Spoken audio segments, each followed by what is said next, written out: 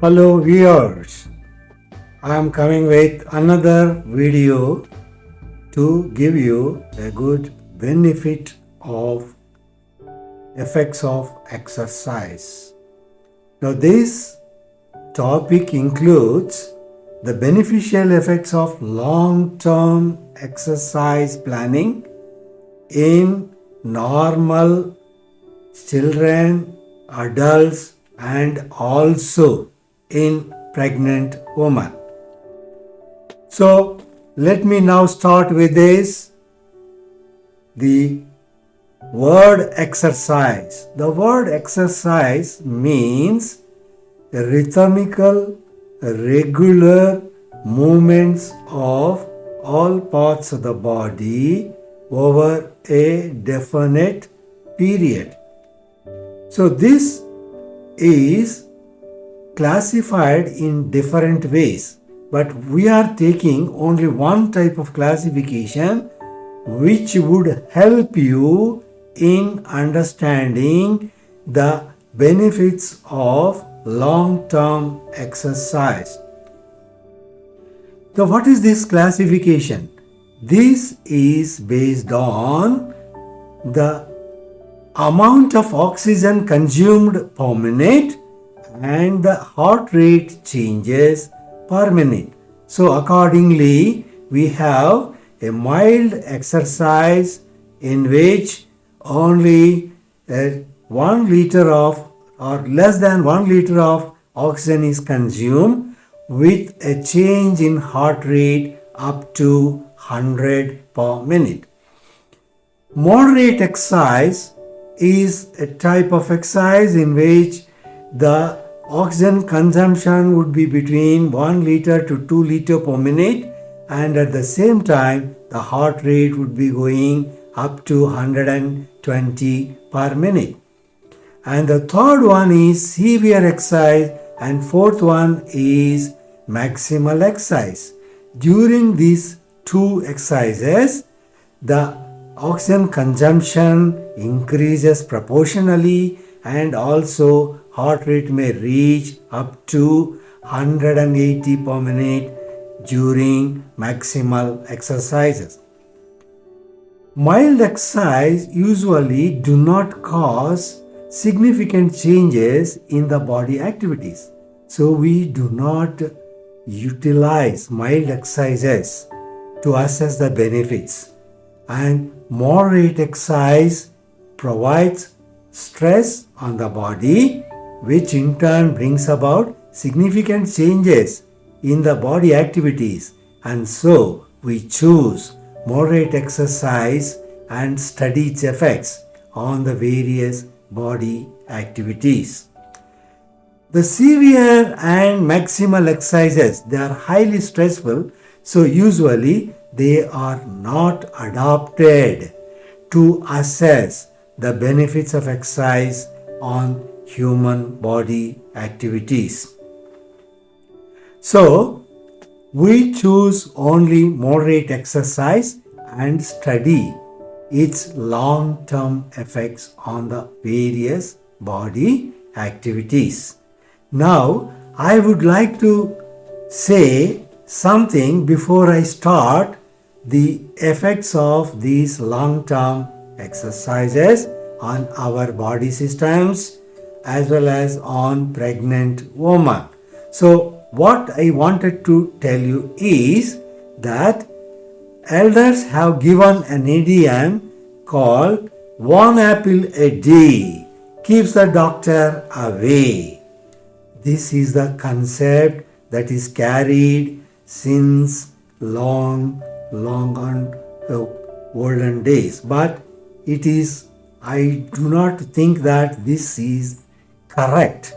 Instead, we can change this.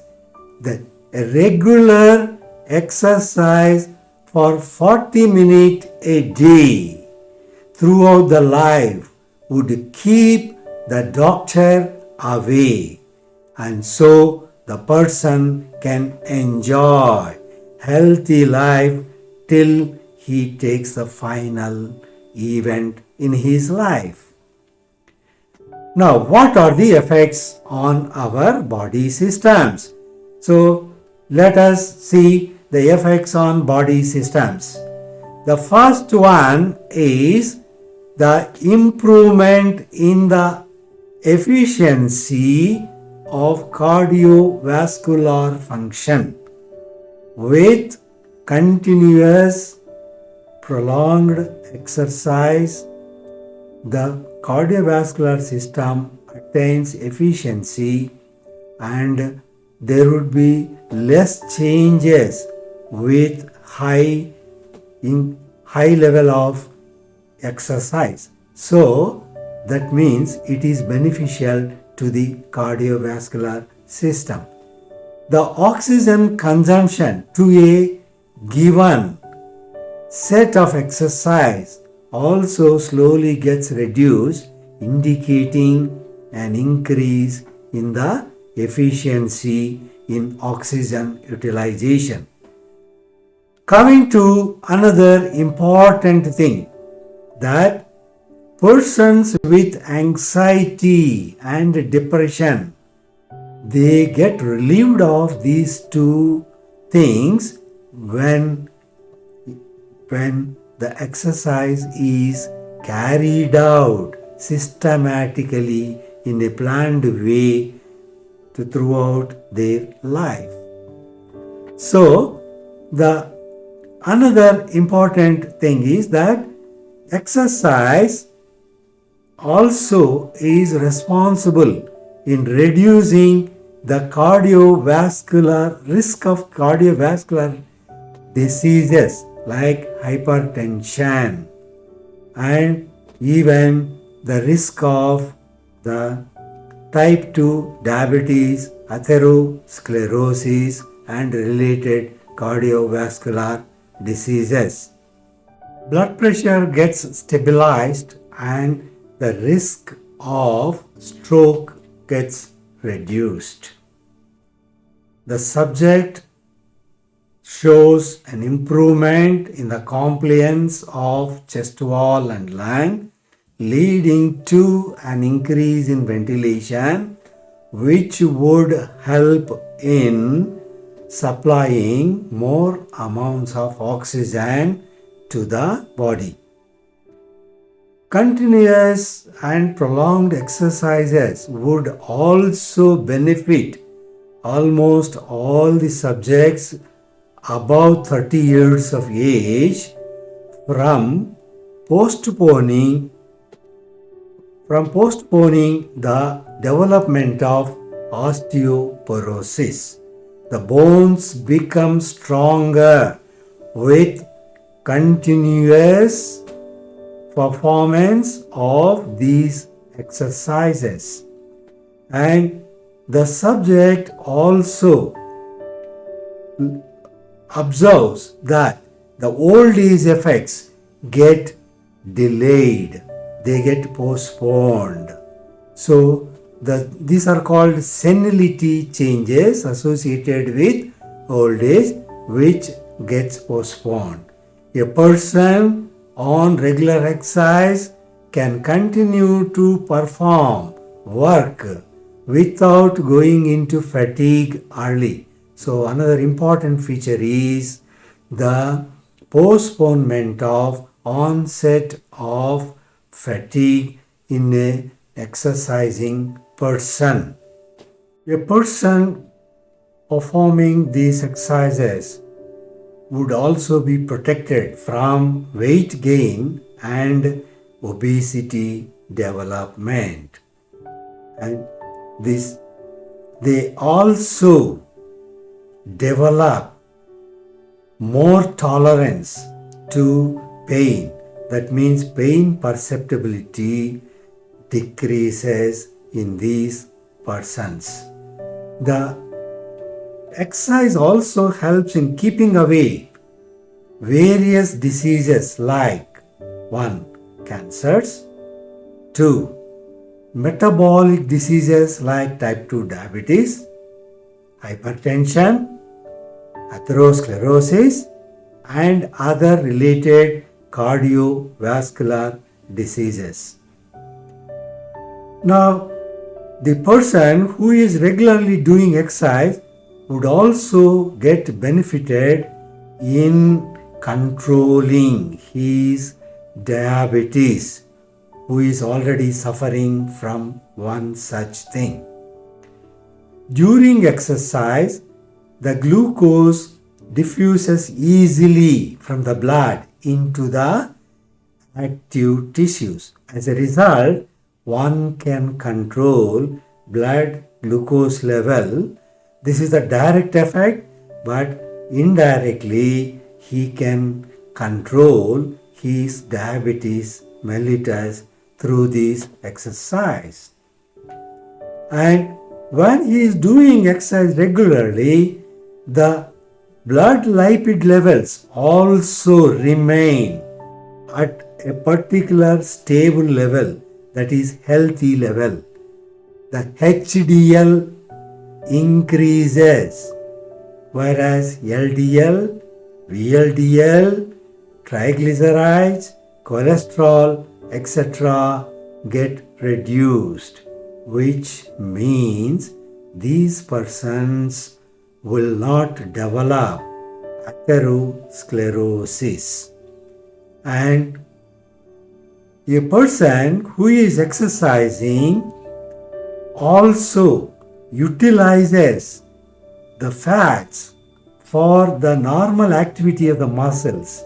So as a result, the fat gets mobilized from his fat reserves, and this would in turn facilitate the preventing excess weight gain. Exercise improves the body immunity of a given person.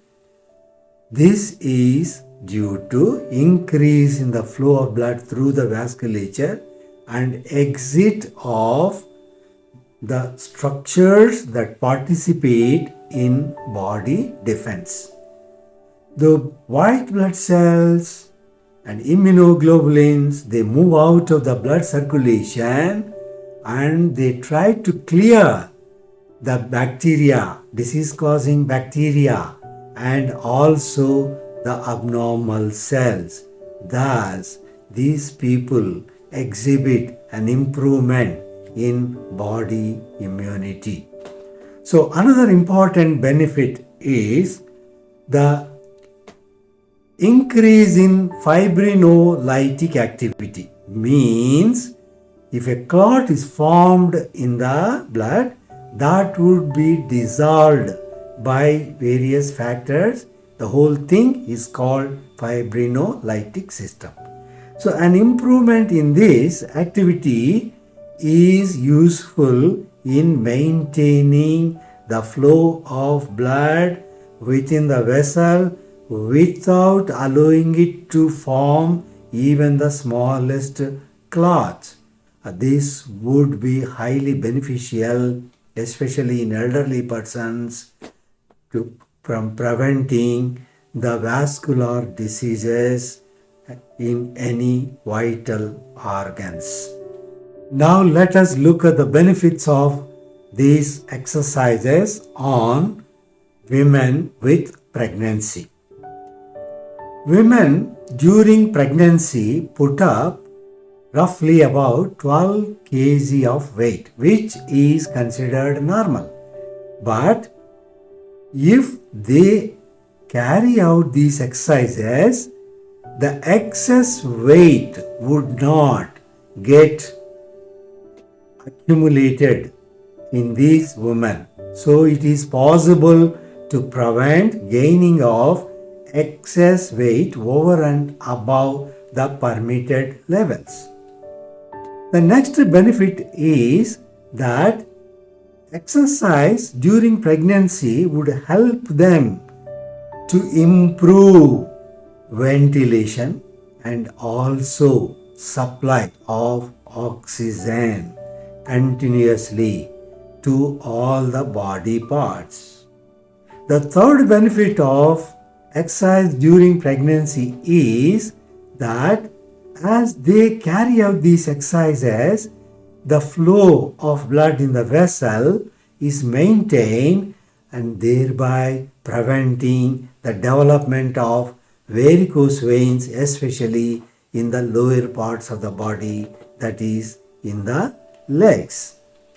Now, some women go into depression during pregnancy. So, this also can be prevented with regular exercises.